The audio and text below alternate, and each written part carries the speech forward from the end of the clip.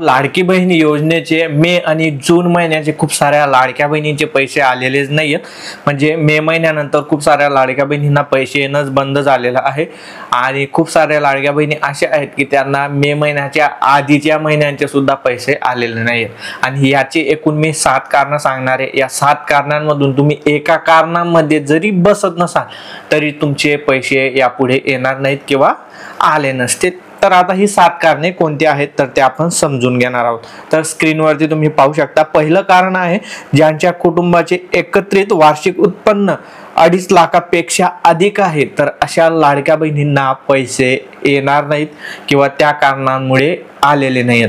आता काही जण सांगतात की आमचं एवढं उत्पन्न नाहीये किंवा आमचा तर एवढा उत्पन्न दाखलाच बनत नाही। तर एक गोष्ट समजून घ्या, तर वेळोवेळी मी पण व्हिडिओ बनवलेले आहेत आणि सूचना सुद्धा जे माध्यमांनी दिलेल्या आहेत की त्यांनी सांगितलं होतं आम्ही लाडकी बहीण योजना तर सुरू केली, परंतु ज्या काही लाभार्थी भगिनी आहेत तर त्यांच्या सर्वांचा आता प्रत्येकाचं बघा रेशन कार्डला प्रत्येकाचा आधार कार्ड लिंक आहे, त्यानंतर आधार कार्डला प्रत्येकाचं बँक खातं लिंक आहे आणि बँक खात्याला प्रत्येकाचं पॅन कार्ड लिंक आहे।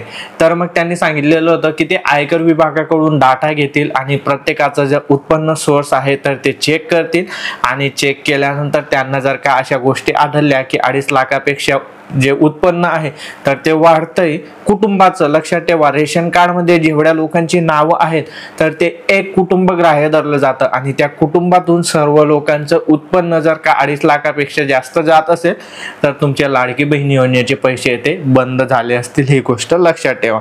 मी प्रत्येक गोष्ट हे 7 कारण तुम्हाला माहिती असतील, परंतु ते मी तुम्हाला समजून सांगण्याचा इथे प्रयत्न करतोय।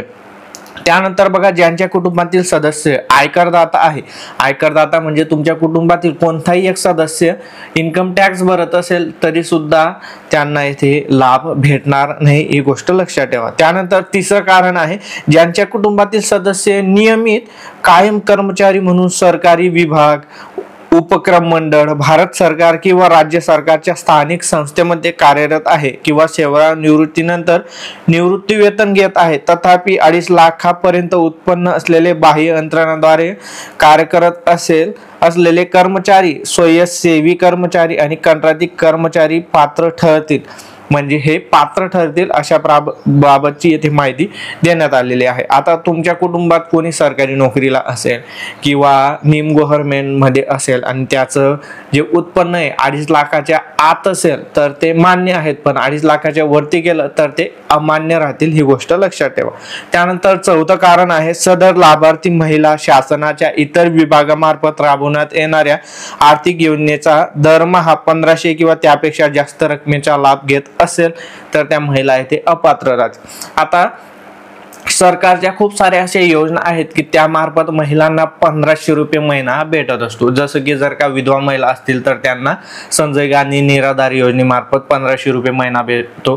त्यानंतर जर का वृद्ध महिला असतील तर त्यांना श्रावण बाळ योजनेमार्फत 1500 रुपये महिना भेटतो किंवा अपंग महिला असतील तर त्यांना अपंग असल्याचा तो सन्मान निधी 1500 रुपये भेटत असतो। तरी मी सुद्धा अनुभव घेतला आमच्या गावातला आणि तुम्हालाही माहिती असेल अशा खूप साऱ्या महिला आहेत की ज्या विधवा आहेत किंवा जे श्रावण बाळ योजनेचा लाभ घेत आहे किंवा अपंग योजनेचा लाभ घेत आहेत, त्यांना 1500 रुपये तो महिना भेटतोय तरी त्यांनी फॉर्म भरलेला आहे, तर अशा महिलांचे सुद्धा पैसे येथे बंद झालेले आहेत। किंवा तुम्हाला PM किसान योजना किंवा नमो शेतकरी योजनेचा लाभ भेटत असेल तर ते पैसे वगळून तुम्हाला जे वरचे उर्वरित पैसे आहेत तर ते या ठिकाणी भेटणार आहेत, ही गोष्ट लक्षात ठेवा। त्यानंतर 5वं कारण आहे ज्यांच्या कुटुंबातील सदस्य हा विद्यमान किंवा माजी आमदार खासदार असेल तर अशा महिलांचे सुद्धा इथे हप्ते बंद झाले असतील किंवा झालेले आहेत। आणि 6वं कारण आहे ज्यांच्या कुटुंबातील सदस्य भारत सरकार किंवा राज्य सरकारच्या बोर्ड, कॉर्पोरेशन, उपक्रमाचे अध्यक्ष, उपाध्यक्ष, संचालक सदस्य आहे तर अशा महिलांचे सुद्धा पैसे येथे बंद झाले आहेत, लक्षात ठेवा। आणि ज्यांच्याकडे 4 चाकी वाहन ट्रॅक्टर वगळून त्यांच्या कुटुंबातील सदस्यांच्या नावावर नोंदणीकृत आहे तर अशा लोकांचे सुद्धा पैसे हे बंद पडलेले आहेत। आता प्रत्येकाचा आधार कार्डला जे गाडी आहे आपली जी नावावर रजिस्ट्रेशन केलेलं असतं तर ते लिंक असतं आणि त्यामुळे जर का तुमच्या कुटुंबात कोणाच्या नावावर 4 चाकी वाहन असेल तर त्यांचे सुद्धा इथे पैसे बंद झालेले आहेत, ही गोष्ट लक्षात ठेवा। आता हे पैसे डायरेक्ट नाही बंद होत आहेत, तर प्रत्येक महिन्याला दरवेळी ते चेक करताय की कोणत्या महिला पात्र आहेत, कोणत्या महिला अपात्र आहेत आणि प्रत्येक वेळी या 7 कारणामधून कोणत्याही एका कारणामध्ये जर का महिला बसत नसेल तर ती महिला त्या महिन्यापासून अपात्र ठरवण्यात येते। त्यानंतर येथे वयाची अट काय दिलेली आहे, 65 वर्ष, 21 ते 65 वर्ष। आता 65 वर्षाच्या महिला असतील तर दर महिन्याला काही महिला 65 वर्षापासून 66 वर्ष त्यांचं वय होतंय, तर 66 वर्ष वय झाल्यानंतर ते अपात्र होत आहे, कारण वयाची अट काय आहे 21 ते 65 वर्ष। त्यामुळे त्या 66 वर्ष वयाच्या होत आहे तर त्या महिलांचे सुद्धा इथे पैसे हे बंद होत आहे। तर ही होती 7 कारणं आणि या 7 कारणांमधून तुम्ही कोणत्याही एका कारणामध्ये बसत नसाल तर तुमचे पैसे ते बंद झाले असतील, लक्षात ठेवा। त्यानंतर आता काही जण विचारताय कमेंट्स करून की KYC करावी लागेल का, तर याबद्दलची माहिती आपण पुढच्या नेक्स्ट व्हिडिओमध्ये पाहणार आहोत। त्याबद्दल पण मी सविस्तर माहिती सांगणार आहे। हा व्हिडिओ आता खूप मोठा झालेला आहे। तुमच्या अजून काही अडचणी असतील तर कमेंट्स करा आणि असेच व्हिडिओ पाहण्यासाठी चॅनलला सबस्क्राईब आणि फॉलो करा। मी अविनाश तिरमले पुन्हा भेटू एका नवीन व्हिडिओमध्ये, तोपर्यंत जय महाराष्ट्र, जय खानदेश।